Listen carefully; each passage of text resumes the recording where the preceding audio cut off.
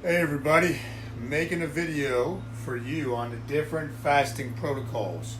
A lot of people have a lot of confusion about where do I start, what is actually fasting, and all that good stuff. So I'm going to go over the four basic ones that I do or recommend or that I've done.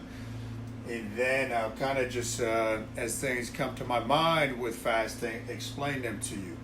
Later in the week, I'm going to have a video about how to use the juice that you should be drinking, not actual fruit juice or sugar juice or anything. We call it the juice, courtesy of Cole Robinson, but how to actually make that and the benefit of that. But today, you basically have four different types of fasting. Anything less than a 16-hour fast is not going to really do much for you. So when you eat, it actually takes 6 hours to re-enter a fasted state.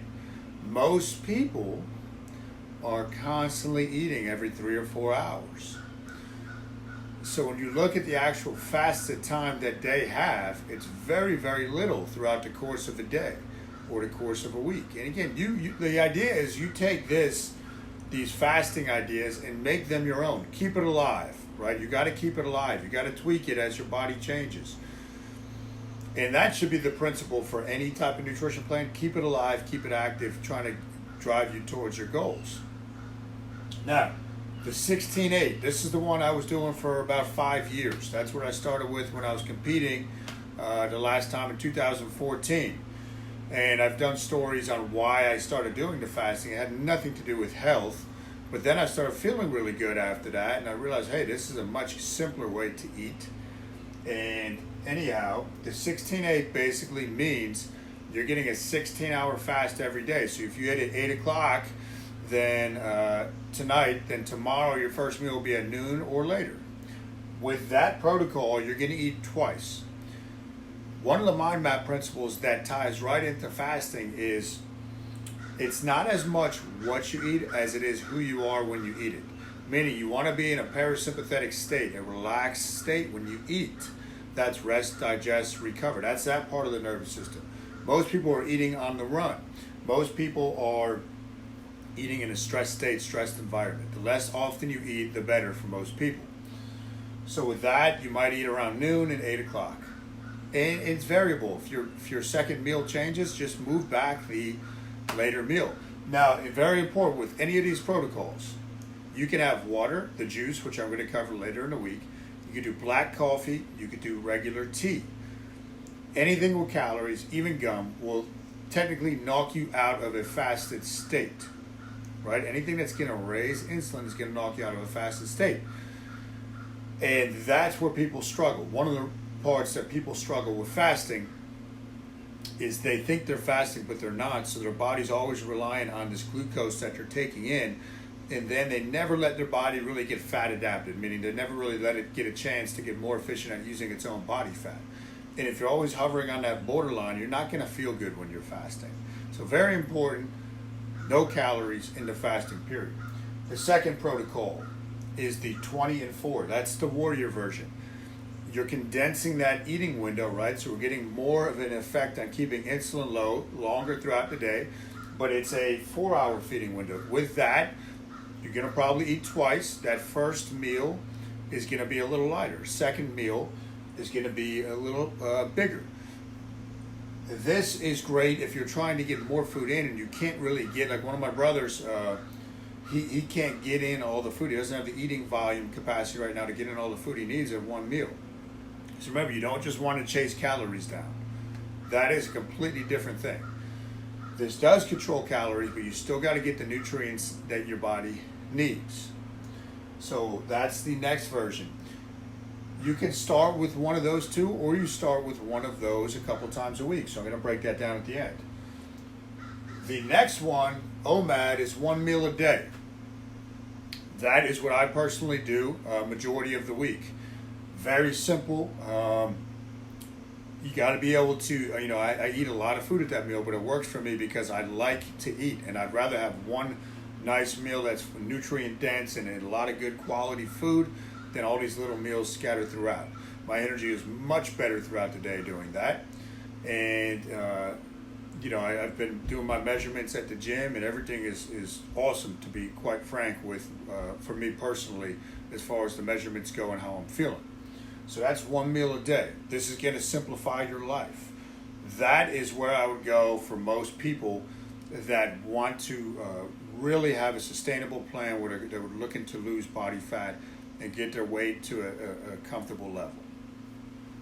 So the last part I add in, and I still do one of these every week. As you get leaner, you don't have to do as long of fast periods.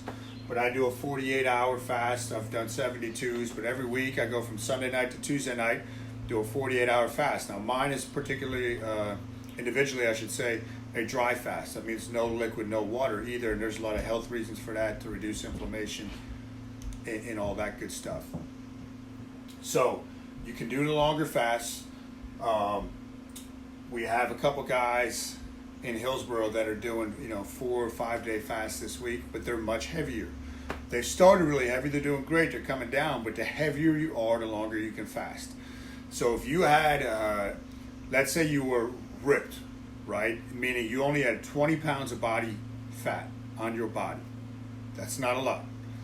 But let's say you had 20 pounds of body fat on your body. Each pound of fat contains 3,500 calories. So take that 20 times 3,500. You're looking at over 60,000 calories of stored fat on your body that you can use as fuel. You have to give your body a reason to tap into that.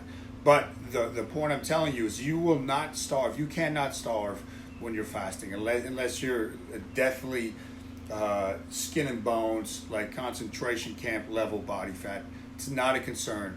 All these nutrients, all these things, right, are stored in your fat cells, including water. That's why I can do a dry fast for longer periods of time.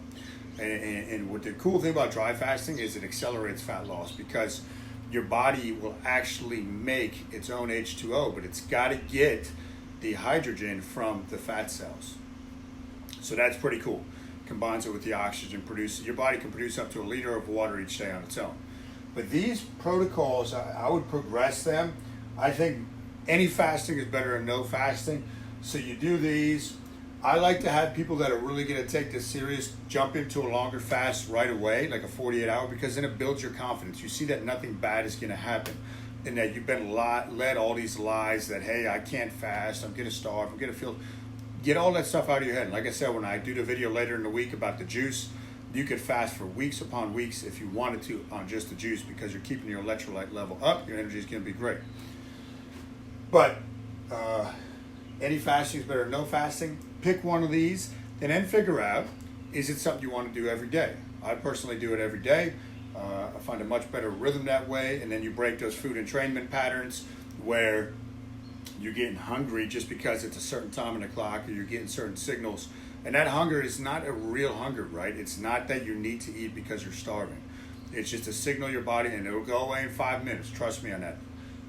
It's not, you don't have to give into that, right? So there's a lot of components to this that are mental and spiritual, which I'll do another video on, and why fasting is so big, or used to be so big, in all the major world religions. But those are your different protocols. Pick one, figure out how many days a week you want to do it, and just start noticing the results, how you're feeling. That's the main idea. If you have questions, you can post them below. Again, this is something I'm really passionate about, so I want to help you people with fasting. And yeah, post below, share the video if you liked it. I'll be back later in the week with some more cool fasting videos. Peace.